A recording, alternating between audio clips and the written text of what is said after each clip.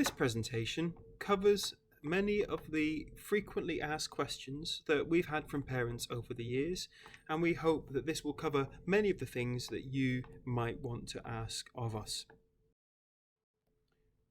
First of all, a few what-ifs of things that can happen during day-to-day school life. So what if my child has got the wrong uniform? It might be that they have lost some uniform, that something's got damaged or they're not able to wear it. Well then, in that case, we just ask you not to worry, write a note in the journal and get hold of the new uniform as soon as possible. We'd ask your child to come in and show that note to their pastoral manager, to Miss Vivian, as soon as they get into school. And often Miss Vivian will actually be able to lend them some spare uniform. We've got spare shoes, spare trousers, spare shirts, spare jumpers in all different sizes that will get them through until you're able to replace the relevant bit of uniform. But again, please do make sure that you've written a note in the journal. What if my child doesn't know which bus to get? Well, the first thing to do is to check the website. We've got links to the first bus timetables on there. You can also get in touch with First directly, and you can use things such as the Move It app. Is very, very useful, and many of the students use that. Of course, another great thing to do is to contact Mrs. Vivian, either by email or using her work number. She has a great knowledge of all of the different routes and will be able to help your child find the right bus for them. While we're on the subject of buses, we do encourage all students to put Mrs. Vivian's work number into their mobile phone so that they can contact her, particularly if they're on their way into school and perhaps the bus has been delayed or they're worried whether they're in the right place. And we just ask them to get directly in touch with Mrs. Vivian. That links into the next what if. What if we need to report problems on the buses?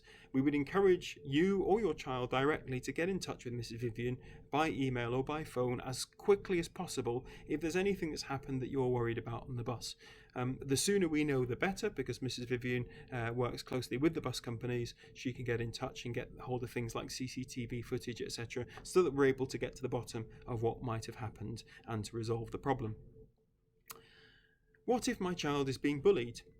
Bullying is very, very rare at Notre Dame, but in all organisations we know that it happens. Children can sometimes be mean to one another.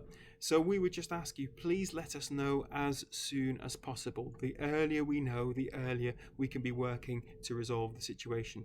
We'd ask you to work with us and with your the form tutor, with your Miss Vivian as pastoral manager, with the head of year who will be involved.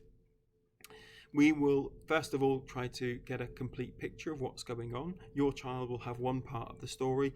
We often find that there are other parts of the story once we look into it, and then we will work with you and with your child and with anybody else involved.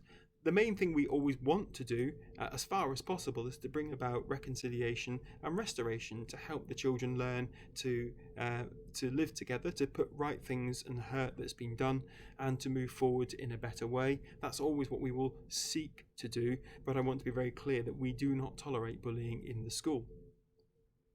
This links again to the next what if. What if your child is the bully? Whenever bullying happens, somebody has to be doing the bullying. But very often, a child who is bullying somebody else, it's a response to something else that's happened to them. And so what we would be wanting to do is to work with that child to help them to deal with the things that may be making them feel upset, but also to help them to understand that it is absolutely unacceptable to bully somebody else. And as I've said before, we would be looking as far as possible to bring about restoration and reconciliation between the people involved, and your support in that is really, really crucial and really, really important. What if you're not happy with how we've dealt with the situation? Well, we'd ask you to contact the head of year or the pastoral manager as quickly as possible. Again, rather than sitting on it and it bothering you, the quicker you can let us know, the quicker we can look into it, understand what's happened, and try to resolve that with you.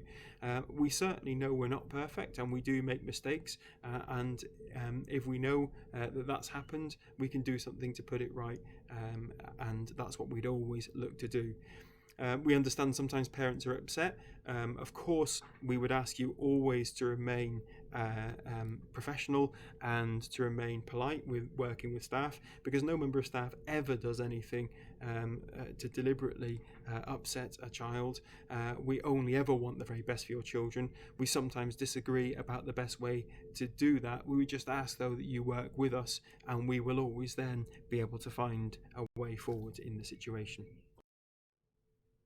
And so now we move on to some frequently asked questions. These are questions that parents often ask as their children are moving up to secondary school.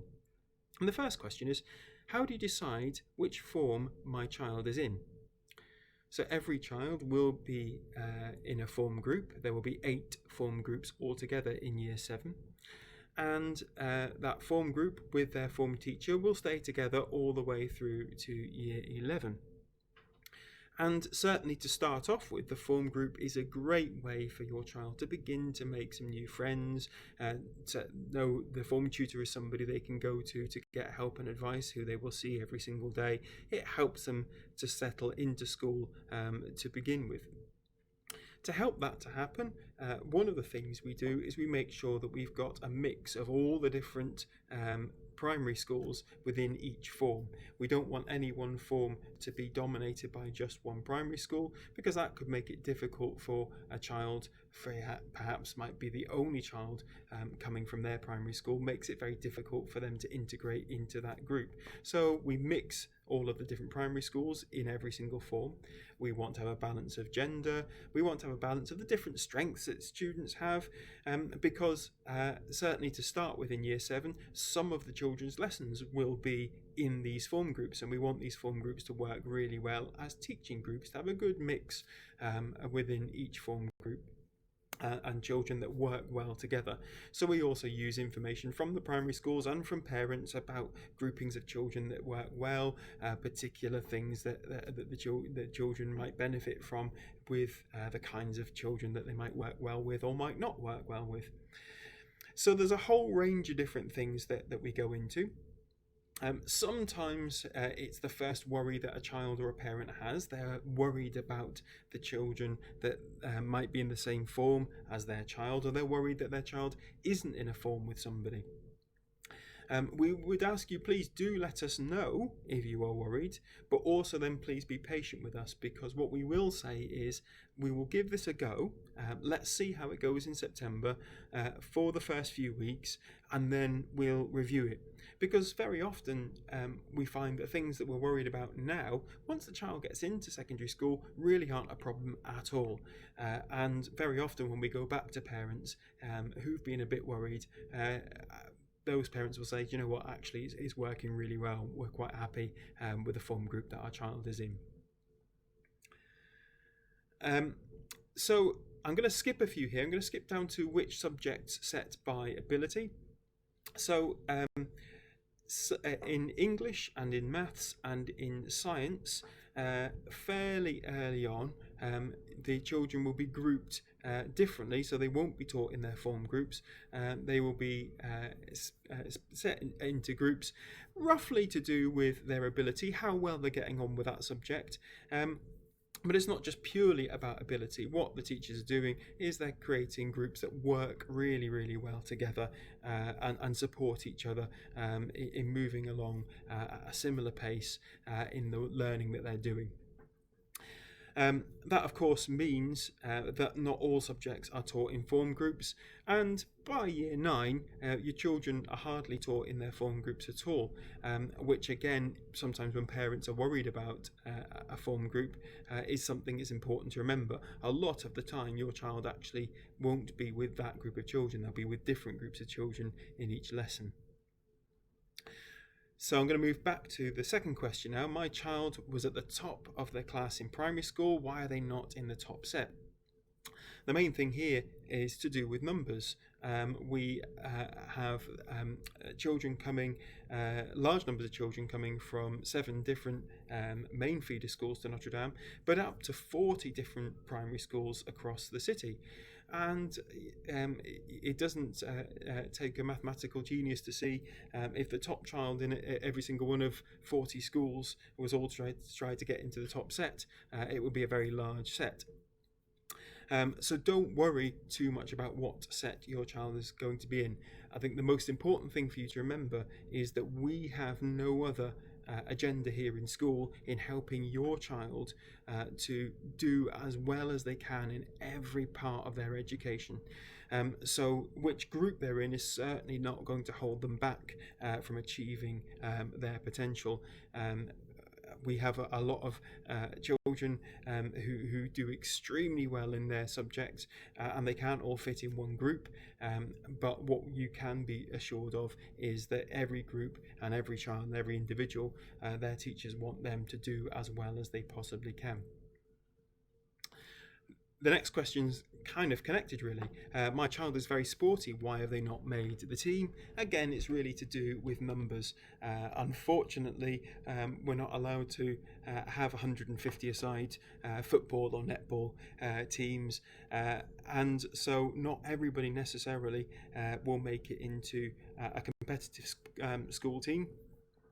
But what we do try to do is to make sure there are a whole range of different ways that your child can get involved with sports in school, a whole range of different sporting activities, some of them that are about competition and some of them that are just about wider participation.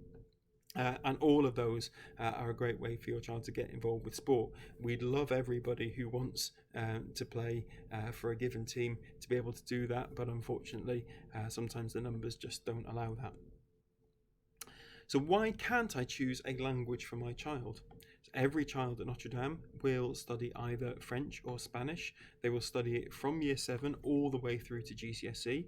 We believe that languages are a massively important part of education, not just because it helps children to develop a greater cultural awareness of people different to themselves. It's a life skill, but also learning a language helps you to learn your own language. It can support students in their study of English, and it can also it makes it easier to learn different languages in the future.